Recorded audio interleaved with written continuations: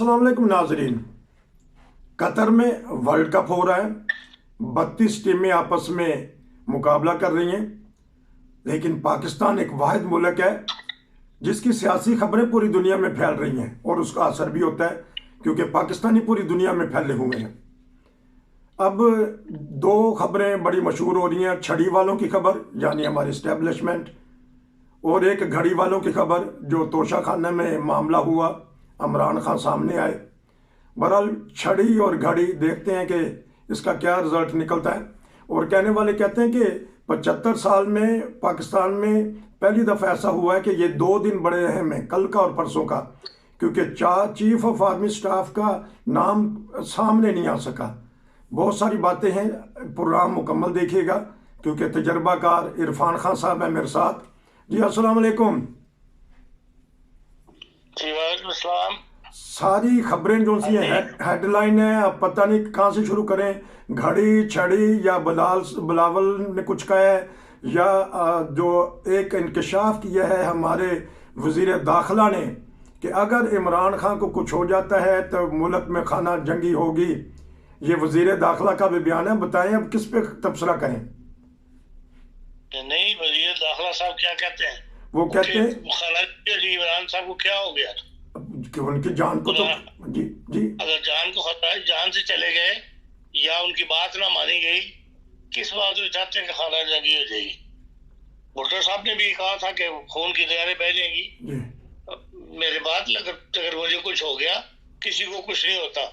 ना जुल्फकार भुट्टो के लिए कुछ नहीं निकला, ना नवाज शरीफ के लिए कोई निकला, ना कोई बेनजीर के लिए निकला।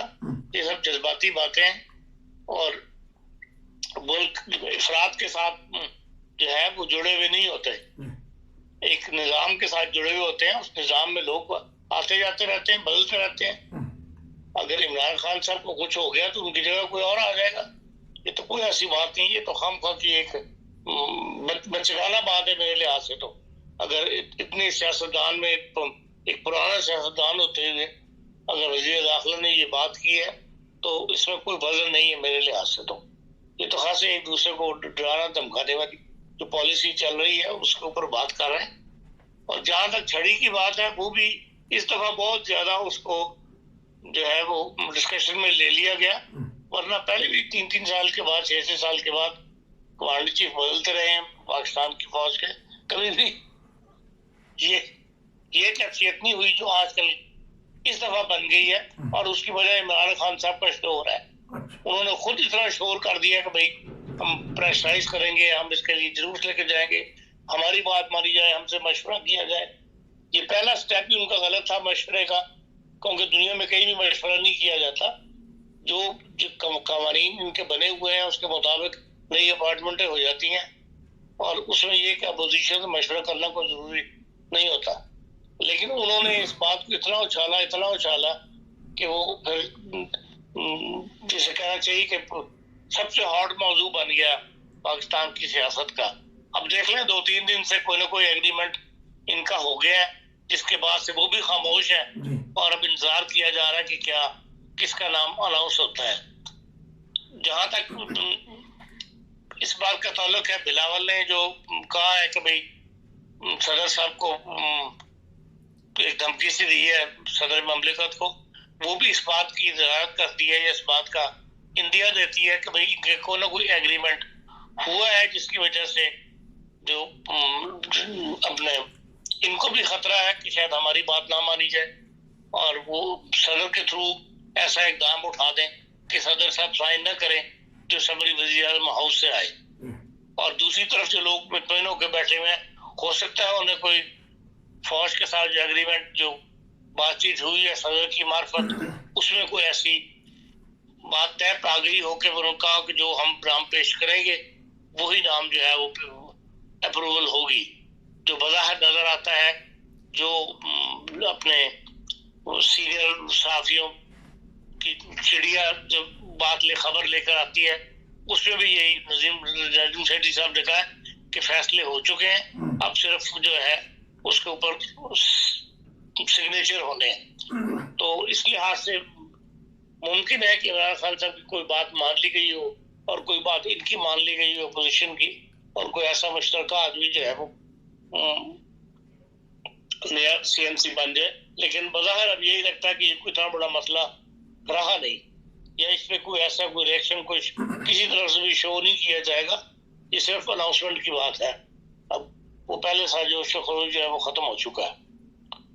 جی یہ بتائیے گا کہ عمران خان نے ایک اور یو ٹرن لے لیا ہے اور لوگوں میں چہم گوئیاں ہو رہی ہیں کہ وہ جو کہتے ہیں نا کہ جو ایک بچہ ہوتا ہے تھوڑا سا ضدی, جب اس کو مار پیٹتی ہے تو جب آپس میں صلح ہو جاتی ہے باپ کی بچے سے تو پھر وہ کہتا ہے کہ تسی اے تے کر سکتے سی. انہوں نے کل جو کہہ دیا اپنی کل خطاب میں کہ چلیں آپ نے میری حکومت نہیں گرائی, اسٹیبلشمنٹ والوں کو کہا ہے, لیکن تسی روکتے سکتے سی نا. کس بات سے روک سکتے ہیں؟ ان کی حکومت کی ان کو نہ آنے دیتے. چلے میں تو چلا گیا, مجھے بھیج دیا آپ نے, نہیں مان رہے وہ, لیکن ان کو تو نہ جو سیاسی پارٹیاں میدان میں تھیں انہی میں سے کسی کو لے کے آنا تھا نا انہوں نے. تو انہوں نے ایک اتحادی حکومت بنا لی. ظاہر ہے کہ نیشنل اسمبلی کے اندر ووٹ چاہیے تھے. جب جو حکومت بدلنی تھی وہ ووٹ کی طاقت سے بدلنی تھی, پارلیمنٹ کے اندر جمہوری طریقے سے بدلنی تھی. تو وہ لازمی انہوں نے ووٹ پورے کرنے کے لیے سب کو اتحاد کروایا آپس میں, اور جو جمہوری قوتیں وہ آپس میں ملی جو اس وقت اپوزیشن میں تھی وہ ساری اکٹھی ہوئی, تبھی ووٹ ان کے بڑھے.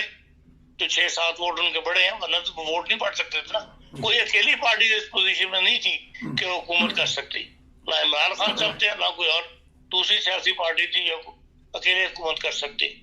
اس لیے عمران خان صاحب کہیے کہ بھائی کسی تیسری قوت کے لیے لے آتے تو وہ تو اسی صورت میں آ سکتی تھی کہ آپ ایک جو ہے کیئر ٹیکر گورنمنٹ بنا دیتے تو تب ایک تیسری قوت کو لایا جا سکتا تھا. لیکن اس کے لیے بھی اپوزیشن کا جو ہے ایگری ہونا ضروری تھا, کیونکہ آئین میں بحال اس کے بعد 90 دن کے بعد الیکشن ہونے ضروری ہے. اس کے لیے ایک لمبی تیاری چاہیے. وہ یہ تو عمران خان صاحب کی بات میں کوئی بظاہر وزن مجھے نظر نہیں آتا.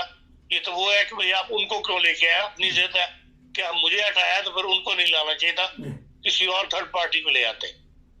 وہ باہر حالات کے مطابق فیصلہ کرنا پڑتا ہے, قانون میں دیکھنا پڑتا ہے قانون کہاں تک آپ کو ہاتھ ڈالنے کی اجازت دیتا. تو کیونکہ وہ کہتے ہیں کہ ان کو چھڑی والوں کو کہتے ہیں کہ آپ کے پاس ان کی فائلیں تھی جو آپ مجھے دکھاتے تھے, تو پھر آپ نے برحال جس طرح آپ نے کلیئر کر دیا کہ کوئی نہ کوئی تو میدان میں آنا تھا. تو اگر یہ آپ کا خیال ہے کہ یہ مان جاتے اگر عمران خان اس وقت مڈ ٹرم الیکشن کروا دیتے تو یہ نوبت نہ تھی پاکستان میں. نہیں, عمران خان صاحب مڈ ٹرم الیکشن کی طرف نہ ان کا یہ تھا کہ بھئی ہم نے آنا ہے. انہیں یہ یقین تھا عمران خان صاحب کو کہ ہم جو ہے وہ سردست اپنے فوج کے ہمارے حمایت حاصل ہے, اور ہمارے اتحادی جو ہے جو دوسری پارٹیوں کے جو ہمارے پاس 7-8 ووٹ ہے وہ ہم سے نہیں ٹوٹیں گے. یہ MQM جو ہے یہ بلوچستان کی پارٹیاں ہم سے علیحدہ نہیں ہوں گی. وہ اس اوور کانفیڈنس میں مار کھا گئے.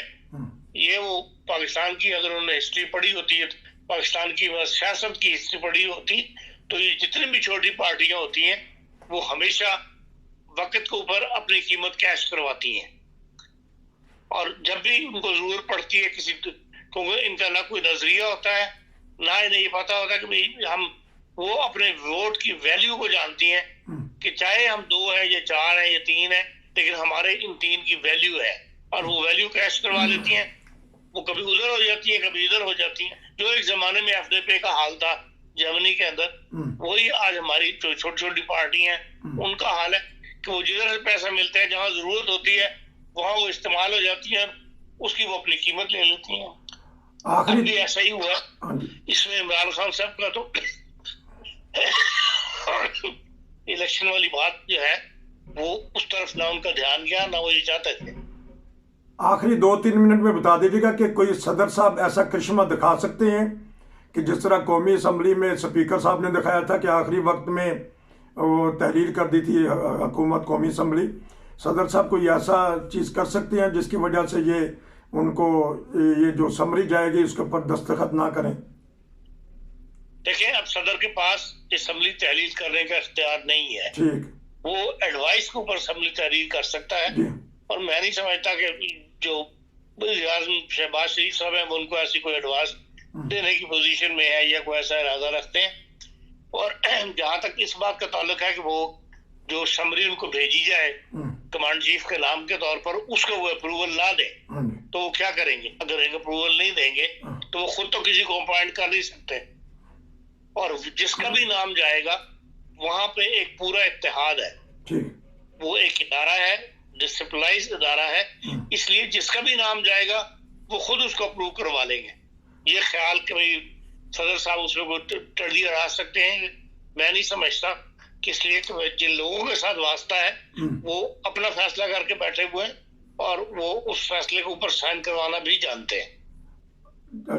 تو یہ کیونکہ اب ان 2-3 دنوں میں اب نظر آ جائے گا، کوئی ایسا کینڈیڈیٹ باجوہ صاحب کو دینا چاہیں جو انہوں نے پاکستان کے لیے بہترین کیا ہو، جو ٹاپ آف دی لسٹ ہو، پھر پروگرام ختم چلے۔ آخری سوال یار، انہوں نے پاکستان کے لیے کیا کرنا ہے؟ ان کو تو اپنی فوج کے ساتھ کرنا چاہیے جس کے وہ سربراہ تھے۔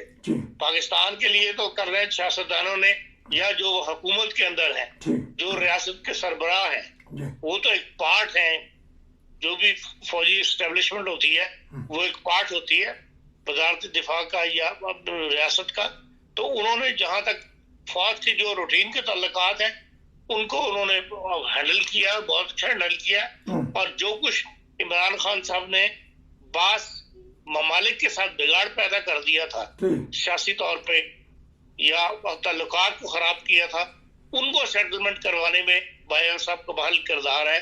انہوں نے جا کے وہاں پہ حالات کو درست کیا، ابوظہبی میں بھی حالات کو درست کیا، سعودی عرب میں بھی جا کے حالات کو درست کیا، اور ترکی میں بھی جا کے حالات کو درست کیا۔